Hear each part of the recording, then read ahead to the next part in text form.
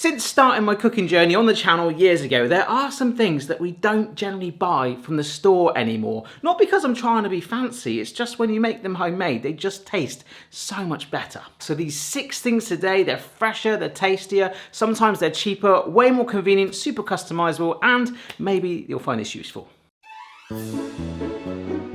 First one, granola. Mrs. B and I absolutely love this. Particularly in the last couple of years, we've really sort of got creative with it because you can add spices, different fruits, different flavors and combos. I'm actually going to add a cheeky favorite that I like to do at the end, but this is really simple. All right, so this is a jar of coconut oil, and I used to really dislike, even this bit, it reminded me of like candle wax. I feel like I could actually, you could put a wick in this and use it as a candle. I used to use oil or butter, but I'm quite a fan of coconut, so rather than having to use coconut flakes, which are also extremely expensive, just melt some of this up. Obviously, if you don't like coconut, don't use it. You can use a more neutral oil if you wish, or in fact, you could just omit it entirely and just go for a more dry toasted style. So any dried fruits that you want, but these are just some apricots. When you get them like this, they're a bit more like fresher and more squidgy, but it does end up giving it like a bit more texture. It's a bit softer. Plus, actually, I really like the color that adds to it because, let's face it, granola can be like quite dull. Looks a bit like enhanced sawdust. But here's the really cool thing. I'm gonna shove those apricots in there right away. Mixed chopped nuts, porridge oats. The main thing really, the oats. I've actually just thought I've never ever done this, but I really like to put Rice Krispies in. I haven't got any in the house, but that'd be amazing. These are some sunflower seeds, and I'm shimmying them straight from a bag. And here is some dried fruit, some really fun colors going on. There's actually some apricot in here, but you can see the difference, it's much drier. But in there we've got dates, papaya, and even some dried pineapple, but it's proper rock hard. So underneath that, still somewhere, you can see it there, some much bigger chunks that we've customized. So then you can add some spices in it, but we do need some bits to fuse it together. So this is where the oil or butter really does help. So there's that coconut, and you can use honey if you want, some sweetener. This is optional again, but I'm gonna add some maple syrup in here. And now we just mix it all together. Those specks of the cinnamon spices all evenly coated on there. And that is it. Straight onto a baking tray. I've got one extra ingredient that I'm gonna add. Mrs. B doesn't generally tend to do this, but I like to. I grew up on Cocoa Pops as a kid. I used to it's my favorite breakfast cereal by far. I think you need like 1 Bitcoin to buy Cocoa Pops these days. But I'm gonna add chocolate chips at the end, stir it through so they don't melt. They maintain their structure, but still have that chocolatey taste blended in with all of these toasted ingredients. I probably will shake it up a couple of times. This is the great thing for me. Mrs. B likes hers like just lightly toasted. I want to push mine a little bit more to drive that sort of toastiness in there. Some might say burnt, but I do like a good char. I hope you find the concept of this video interesting today. I actually have about like 20 other rough versions that we do. We don't always do this like every single time. I've got to be completely honest, that sometimes I use things in videos for store-boughts for comparison. But honestly, I think actually sometimes price has forced us that way. It makes a massive difference where you can make so much more and store it for ages. Here it is, straight out the oven. I've shimmied it a couple of times so it is this color evenly through it. You can see how some of the dried fruit is actually blown up. It's It's got massive. If you wanted to, like with the apricots and our dried fruit there, you could actually add them at this step. Of course, when you serve a granola with like milk on it or something like that, you could add more spices and maple syrup then if you wish. But I'm just gonna add in, just personal choice here, some chocolate chip chunks, and it's gonna give it just a little bit more texture and a little bit of a throwback to my Cocoa Pops days. I think that's why I like it though, because it's so like diverse and flexible. Add this into an airtight container. Hopefully it will fit in there. The one that we use in the house is actually not as pretty looking as this, but that's looking awesome. Now I've never actually tried to freeze granola. I probably wouldn't suggest doing that, but this with the lid on, airtight, will keep for 3 weeks. You've done all the hard work there. The ingredients I bought in bulk, so the maple syrup, the nuts, the seeds. I've got so many more porridge oats too. It actually does work out cheaper than buying the store-bought stuff, and you can customize it any way you want. Pretty cool. It is really addictive to snack on too. If you're not new here, number 2 should hopefully be no surprise to you because it's something that I've made a couple of different times. It just tastes so much better fresh. In fact, recently we did one with coffee. Chickpeas, an ultimate weapon, because not only do you have, of course, the chickpeas in there, you get this aquafaba left over, which of course we know can help you make a muffin with every texture. So Ken will do a great job here. As you've seen before, it does leave it still slightly chunky, and I actually really like that. But for really smooth, just keep working it in smaller batches. Garlic cloves in, tahini, juice of half a lemon, a little bit of salt there, which I actually, to be fair, could have put in with the granola. And of course, to one side, you can either have some water or some of the aquafaba if you want to loosen it if it needs it.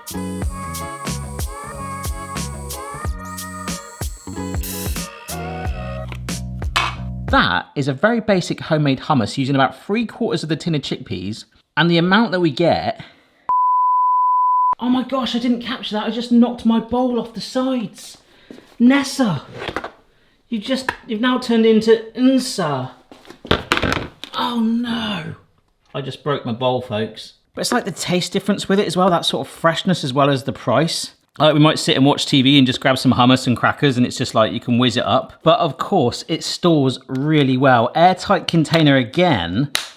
Now this will sit in your fridge for around about 5 days. Or if you really wanted to, and that's generally what we do. The heck's going on today?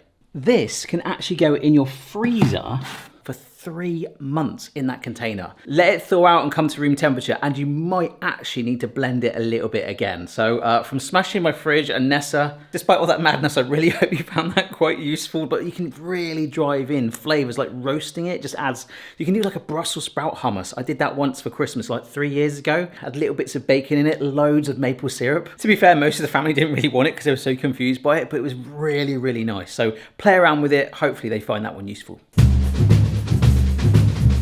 This one is probably the one that we use the most, and in fact I just popped to the kitchen to show you the jar that we've actually got in the fridge at the minute, but I think it's seen better days. It had a heck of a hammer in. Homemade salad dressings. Salad dressings are so expensive, but using a jar is pretty fun. You can customize it so many different ways and flavors. Stores really, really well. Well, let's do it. So the main body of it will be oil. This is some olive oil, but there's other types of oils you could use. Indeed, you can use a coconut oil one, but you need to warm it up. But that's a little bit more complex, that one. Doesn't want to be a salad dressing. This is some vinegar. Now, if I was making my favorite one, I would be adding balsamic vinegar there. Absolutely awesome. So again, I've got the maple syrup jar to one side. We're going to use some honey. Oh, I love it. All these different layers. It's so cool. Some salt, pepper. I mean, I really hope this is in focus, but that looks absolutely stunning to me from up here. And this is some whole grain mustard. So a lot of people like to do like Dijon mustard and things, but in the house we tend to have a lot of this stuff. I don't know, I just kind of like the seeds in it. You can add in so many other ingredients that give it a completely different flavor transformation, even visually as well. Like the balsamic alone would have made that look obviously much redder. Get that lid on nice and tight, and we can just shake this. Look at these layers. So we shake it up like this. Literally like this, and the longer you leave it for storing, these flavors are really going to develop in there. So right now, like that, look, that is a salad dressing ready to go. Sometimes it works out cheaper to buy one from the store, but the freshness in there and the longer you leave it to really let those flavors develop. Like sometimes like a big old bunch of herbs in there as well to let them really infuse. I really like that noise. Now I do actually have a bag of salad down here that I bought. But I mean, I was only just going to pour it on there and I'm not quite hungry right now. However, that will store in the fridge as long as it's still airtight and sealed. But yeah, that will last in there for just over 2 weeks. When you take it out, it'll all sort of disperse and settle again. In fact, I think even in a minute, maybe we'll check, those layers will find their way. Even some oils can sort of solidify slightly. You want to give it a real good shake again before pouring it straight on your salad. But that is fantastic. Like I say, it stores for just over 2 weeks. We play around with this so much. I'm sorry if this is a bit boring today, but genuinely I just wanted to show you some of the stuff we actually do. This is the most common one. The difference in the flavor, there's no added chemicals or anything like that. You literally know what you're putting in there, and it's pretty fun. This one, to be fair, is one that we don't do enough of. We do it from time to time, but it's quite convenient to just buy stuff in the shops in a jar already made, but there's just so much you can do with it. All right, so with our frying pan, and this is some passata sauce. You could have bought stuff that's already got a good amount of herbs in it, but here's some mixed herbs. Chopped garlic, sugar, and a little smidgen of oil. That's completely optional. Now, if you really wanted to push the flavor like intensely, you could actually fry the garlic separately first in that oil for a minute or two. Just with these ingredients alone, I think I've probably done this about 3 times in the last year, so not a massive deal. This will make a homemade pasta sauce, and it's not just like pasta sauce, it's so flexible. You could use it for pizza, you could use it for shakshuka, pasta bake, meatball subs, a lasagna base, or even a spin on a tomato soup. But anyhow, we need to infuse this on the hob. Like I say, if you want to fry the garlic separately, you can. You could add onions in there too if you wanted. We just want to warm this through at first. I'm loving how vibrant that is. Oh. But I think this is why we're guilty of it. There are so many jars of tomato sauce brands available. There's like a really expensive brand by a fairly well-known food critic in the UK. They are super expensive. But then, to be fair, when you look at the ingredients in it, they're really good quality and they're minimal. When you go to like the more budget jars, if you look at the ingredients, there are significant like preservatives and additives included in there that you don't get in those more expensive ones. However, doing it like this, we've just seen literally what is going in there. So that's thickening it up slightly, but also driving all those flavors in. And like I say, there are so many more that you could add if you wanted. And this could really do with cooling slightly longer. So I'll put the lid on just for, well, I'll just put it on loosely, okay? But obviously it still needs to cool down a little bit. Oh, there we go. And in fact, it's telling me to leave it off. This smells absolutely incredible and rich. It's kind of like the garlic and the herbs doing its thing, infusing with the flavor of the tomatoes, the season it to your heart's content, of course. Portion little bits. It takes some of that away for a sauce, so I really want a meatball sub right now. And then just run with it. I mean, not literally, it is quite dangerous and quite hot at the moment for me. It will last in the fridge for around about a week. However, if you want to freeze it, 3 months. This one we use a lot, so much so, this is the actual one we use in our house. In fact, to make it as an example, which I have to do to demonstrate the practicality of this. But the one thing I will say, which I guess is one of the pros of making homemade pancake mix, but it also makes waffle mix too. You can pour it into a waffle maker. Like, it kind of loses its potency despite having it in an airtight container. You want to try and keep recycling it and using it as often as you can, or just use a smaller container. And all you need is flour. We've got some salt, some sugar, baking powder. Now, of course, all of this has an amazing shelf life, but we do find that it can lose its impact the longer that you leave it in storage. But you could keep it. In fact, why don't we keep it in smaller tubs like this? We really, really should. Now, obviously, that's not going to make a pancake as it is like that. It'll be very, very dry indeed. But just to have this conveniently in a tub can mean you can make pancakes and waffles in a flash, particularly if it's the weekend and you've got 3 very hungry girls in the house. But this is where you could flavour it as well if you wish. I would only add in your dry ingredients in the storage, okay? Yeah, don't risk it. But add in any flavourings now. Remember, there's already sugar in there for sweetener, but things like extracts, if you want to put chocolate chips in, whatever, that would be the time to do it now. But like I say, I do hope you have enjoyed it so far because, well, I could do a follow-up. I could probably do 2 more, but you might actually hate this. And of course, what I like the most is to hear from you guys. So if you do have any hints or suggestions, let me know in the comments below or wherever you want to tell me, really. Bubbles coming to the surface, getting nice and thick. I might only cook the one, to be honest, because I know what's coming up next and I'm very addicted to that. That has got some really good puffage on it. Turn into one of my favourite snacks, blueberries. Lovely and healthy on their own, however, drenched in maple syrup. Oh my word. And then a little sprinkle of icing sugar on there. I'm actually doing it like a pinch of salt. I mean, why didn't I use a sieve? Looking good. All right. The equivalent to this was, well, something that I would never really buy. You can buy those pancake mixes in tubs and bags and things, which is essentially the same thing. However, again, it's quite expensive. You would still need to add eggs and milk, and it would not just be these ingredients in there. Go to your supermarket, see for yourself, and be amazed. I'm quite happy with how fluffy these are. I really want to talk about the blueberries and the maple syrup, but really, it's the fluffiness, the texture, the freshness, the punch, the lift, the tenderness. But those quantities alone, 100 grams of plain flour, well, let's face it, most people have plain flour lying around the house. Most people have salt. We always have baking powder tubs. But again, with that, a chef friend told me that too, that they actually find that those baking powder things, and even dried instant yeast sachets too, like try and use it as often as you can. Yeah, depending on how often you plan on using it. I mean, like I say, this was enough for 3 pancakes a time, but it's kind of like the effort of making that. Something like this for the 4 of us keeps us going for about a month, but maybe there's something in between. Play around with it and it will save you a lot of money and it's super fresh. In fact, you could just make the pancakes, keep them between baking parchment in a freezer, let them come up to room temperature and you've got pancakes when you want them. This last one is a bit of a personal favourite. I've probably done it about 3 times in the last year. And also it's a favourite because, well, some of it went into space once with Tom Scott, which was a really fun video. When I was finalising the 6 I was going to show you for this video, I think the tomato sauce played a key role in this because obviously it works hand in hand with it quite nicely. Bit of lasagna, garlic bread.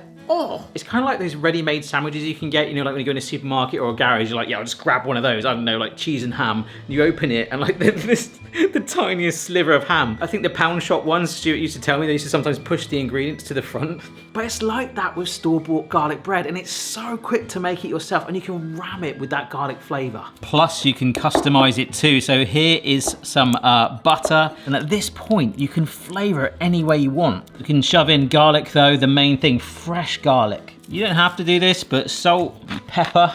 And just to show you, I wasn't gonna do this, because it's a Barry one, I love paprika. Just to show that flexibility, just a smidgen of that in there, smoked paprika. This is some fresh parsley.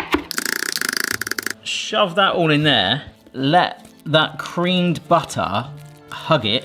If you want, you could just roll that up and chill it or freeze it and use it on any recipe you want, really.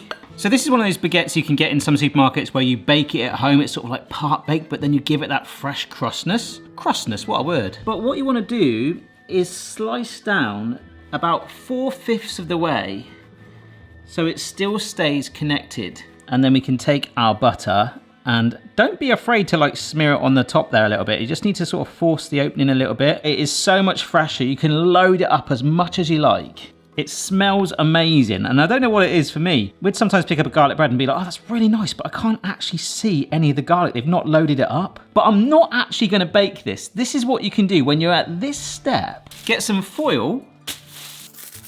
Make it look like a Christmas cracker if you want, if you're feeling festive. You can bake it in the oven like that, like we just talked about. But that, unbaked, will keep in the fridge for 3 days or in the freezer, which you can actually do once it's cooked too. You want to kind of, I don't think it's the same that way, but in the freezer like this for up to a month.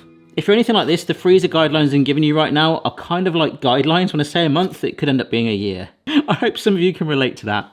But yeah, I'll be having this in a couple of days, so I can bake that from chilled about 8 to 10 minutes. If you do freeze it, you're gonna still have to bake it directly from frozen, but the baking time will probably go up to around about 15 to 20 minutes. But as a little bonus thing and a snack that I have from time to time, if you are craving garlic bread and you don't have a baguette, take some bread, just get a good old coating on there. I wonder how they make the garlic bread for the supermarkets. Do you reckon they have like someone that actually just slices open the baguettes and stuffs it? I bet they've got some like crazy machine that does it. There's a TV show called Inside the Factory. That would be my dream to host a show like that, because I'm just absolutely fascinated by how they make things like that. I'd love to do that. But yeah, we could fridge or freeze this now, but let's bake this, and Barry Lewis baking mats do enhance it. It's been scientifically proven. In that goes. And if you wanted to get really flash, you could like grill or toast one side and then put the garlic filling on the other, so it kind of Oh, folks, just while that is baking, I thought I'd show you. Google very kindly sent me a mug. Look at this. Some pens and what are these? Recycled plastic sunglasses. It says Google on it. I don't know why I got sent this. I need your cloves, your boots, and your garlic bread. Thank you for supporting the channel, folks, whether you've just been watching recently or been here since the very beginning. Oh, that smells amazing. Well, I hope you've enjoyed the video, folks. I wasn't sure if I should do this as a video, but I'm glad I've done it, and hopefully you found it useful. Like I say, if you want me to do a follow-up, I can. But 6 homemade versions of store-bought things that typically, not every single time, we now make from scratch. Pancakes and tomato sauce, big winners here. The chunks of garlic in this. That is blooming gorgeous. I hope you found the video useful, and I'll be interested to know which one of these was actually your favourite. Thanks for watching, and I'll see you later. Bye. The granola queen has appeared. It's like you could smell it. That's really nice. Yeah? Mine. No, I like the chocolate chips. I love making granola. I know.